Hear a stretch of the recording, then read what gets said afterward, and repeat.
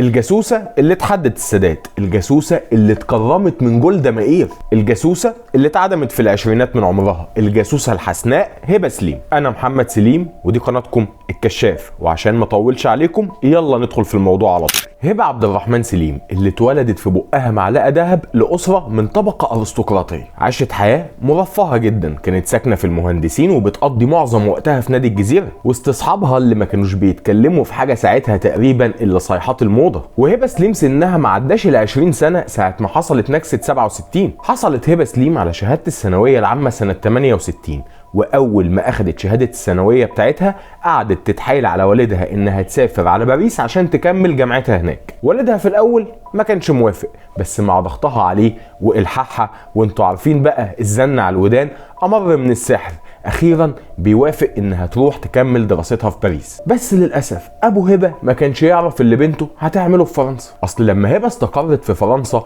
حاولت انها تلاقي وظيفه في السفاره المصريه في باريس بس فشلت. في الجامعه بقى هبه بتتعرف على بنت يهوديه، البنت دي من اصول بولنديه. قعدت بقى صاحبتها تكلمها عن عظمه الحياه عند المقاطيع، ومعلش سامحوني هنسميهم المقاطيع عشان اليوتيوب بيتقمص، وقد ايه هم دوله جميله ومسالمه وما بيحبوش الحرب، وانهم مش عايزين اكتر من الدفاع عن مستقبلهم ومستقبل اجيالهم اللي جايه. ومع كلام البنت اليهوديه المعسول ده، وخصوصا كمان ان في الوقت ده فرنسا كانت مليانه بعناصر كتير جدا من جهاز المخابرات الاسرائيلي الموساد، فقدروا انهم يجندوا هبه. وفي مره هبه كانت قاعده مع الضابط اللي مسؤول عن تدريبها وتجنيدها، بتحكي له بالصدفه عن ضابط مصري اسمه فاروق عبد الحميد، وبتقول له ان الضابط ده بيحبها وبيطاردها دايما وبيستنى اي فرصه تجمعهم ببعض ويطلب منها انها ترتبط بيه، وقد ايه هي زهقت من سخافاته ومطارداته ليها في النادي وبره النادي، لدرجه ان في يوم كانت ناويه تهزقه في التليفون، بس اللي منعها انه قعد يترجاها ويتوسل لها انها بس تحس بيه. ولما ضابط الموساد المسؤول عن تدريب هبه سمع الكلام ده فرح جدا، حس انه وقع تحت ايده صيد سمين والخطه اتغيرت تماما. فبعد ما كان دور هبه اللعب في دماغ الطلاب العرب اللي جايين يدرسوا في فرنسا، لا ده بقى دورها اكبر واهم بكتير، وهو تجنيد الضابط فاروق ده باي تمن، حتى لو كان التمن ده انها تتخطب له. وفي اول اجازه ليها في مصر كانت مهمتها هي تجنيد الضابط فاروق، وعشان كده بترجع هبه تقعد كتير في النادي، فكانت تقعد في النادي وتقعد تسال صاحباتها عليه. وطبعا صاحبنا من هبل وما صدق البنت اللي طول عمره بيحلم بيها بتدور عليه وبتسال عنه، وبالفعل هبه اخيرا بترتبط بفاروق عبد الحميد، وبدات هبه تتعامل معاه بذكاء. فكأي بنت مصرية أصيلة استغلت غيابه المتكرر بحكم شغله، فكانت بتقعد على طول تتخانق معاه بسبب غيابه عنها ده، فبالتالي فاروق بيبقى مضطر انه يبرر غيابه قدام هبة، فبدأ يقول لها على مهمته العسكرية في تنفيذ مواقع صواريخ جديدة أخدتها مصر في السر من روسيا. فبدأت تدريجيا تسأله على مواقع الصواريخ الجديدة، فكان بيتباهى قدامها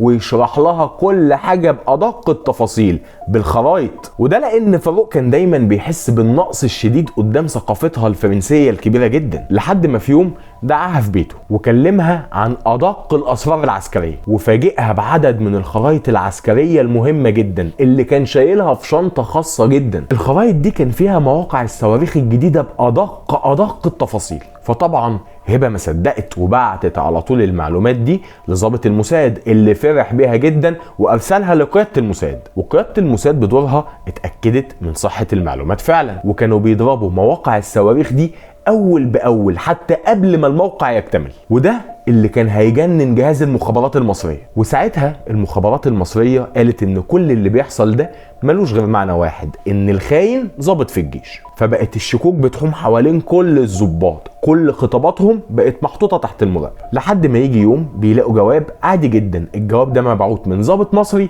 لبنت مصريه موجوده في باريس. بس اللي لفت انتباه المخابرات في الجواب ده انه كان بيقول لها انه خلاص ركب الاريال بتاع الراديو، مع العلم ان في الوقت ده عصر اريال الراديو ده كان قادم خلاص انتهى، يبقى الاكيد ان الاريال المقصود ده هو اريال خاص بجهاز للاستقبال والارسال. فالمخابرات قلبت الدنيا حرفيا، قعدت تدور على صاحب الاريال ده لحد ما لقوه وعرفوا شخصيته، ومن خلاله قدروا يعرفوا شخصيتها هي كمان. وكانت التعليمات من القيادة العليا للمخابرات المصرية ان البنت دي لازم تيجي وبأي تمن. فتعمل خطة برئاسة الفريق اول رفعت جبريل. الخطة دي كانت بتضمن رجوع هبة لمصر وانها ما تقدرش تهرب لاسرائيل. والخطة كانت كالتالي: ان اللواء حسن عبد الغني ومعاه ضابط تاني من المخابرات هيسافروا على ليبيا عشان يقابلوا ابو هبه، لان ابو هبه ساعتها كان شغال في وظيفه كبيره جدا في طرابلس. فدخلوا على الراجل وقعدوا يكلموه عن عظمه تربيته لبنته. انت بنتك بطله يا حاج،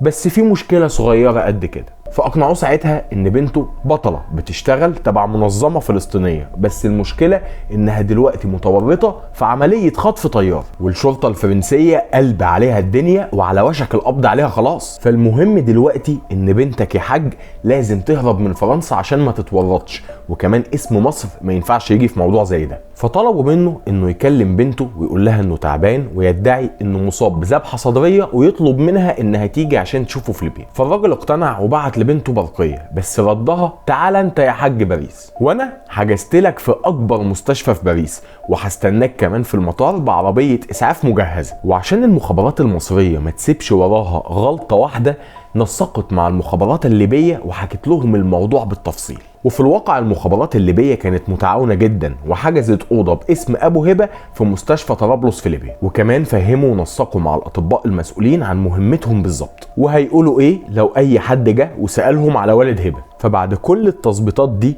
خلوا ابو هبه يبعت لبنته تاني في باريس برقيه جديده ويقول لها: انا مش هقدر اجيلك على باريس، وده لان حالته صعبه جدا. وبالفعل اللي حسبته المخابرات المصريه لقيته. فالموساد بعت مندوبين عشان يتاكدوا ان والد هبه فعلا موجود في المستشفى وتعبان. فبعد ما الموساد اتاكد واطمن وخالت عليه اللعبه، سمحوا لهبه اخيرا انها تسافر عشان تطمن على والدها في طرابلس. واول ما هبه وصلت فعلا ونزلت من سلم الطياره في طرابلس، لقت 2 ضباط مصريين مستنيينها، واخدوها على طياره مصريه كانت واقفه جنب الطياره اللي هي جايه عليها. فاستغربت هبه من الموقف وسالتهم: هو احنا رايحين فين؟ فرد عليها اللواء حسن عبد الغني وقال لها: المقدم فاروق عايز يشوفك. فقالت له: فين المقدم فاروق؟ قال لها: في القاهره. طبعا هبه اتصدمت، فسكتت لوهله كده وسالتهم: امال انتم مين؟ قال لها: احنا المخابرات المصريه. فطبعا تم ترحيل هبه لمصر واتقدمت للمحاكمه، وفي مصر بتتحاكم وبيصدر عليها الحكم بالاعدام، وده بعد ما اعترفت بجريمتها قدام المحكمه. وبعد كده هبه قدمت التماس لرئيس الجمهوريه بتخفيف العقوبه، بس طبعا الالتماس بتاعها اترفض. بس الغريب في قصه هبه دي واللي اتحكى على لسان مأمور السجن انها ما كانتش زي اي حد محكوم عليه بالاعدام، ما كانتش خايفه خالص. دي كانت دايما بتحط برفانات ومكياج وبتهتم بجمالها واناقتها جوه السجن. اصلها كانت متاكده ان الموساد عمره ما هيتخلى عنها. بالتزامن بقى مع اللي كان بيحصل مع هبه ده، هنري كيسنجر وزير الخارجيه الامريكي كان جاي مصر يقابل السادات، وكانت مقابله مهمه جدا بالنسبه للسادات وهنري كيسنجر، لانها كانت اول زياره لهنري كيسنجر بعد حرب 73. وفوجئ السادات اثناء المقابله دي ان هنري كيسنجر بيطلب منه انه يخفف الحكم عن هبه سليم، وان دي رغبه شخصيه من جولدا مائير. بس السادات كان داهيه، قدر يفهم ان الطلب ده هو بداية لسلسلة طلبات كتير جدا ممكن الطلبات دي توصل انهم يطلبوا منه انه يسيبها خالص. ساعتها السادات بص كده لكيسنجر وقال له: تخفيف حكم؟ كان على عيني، دي اتعدمت. فرد عليه كيسنجر مندهش قال له: اتعدمت امتى؟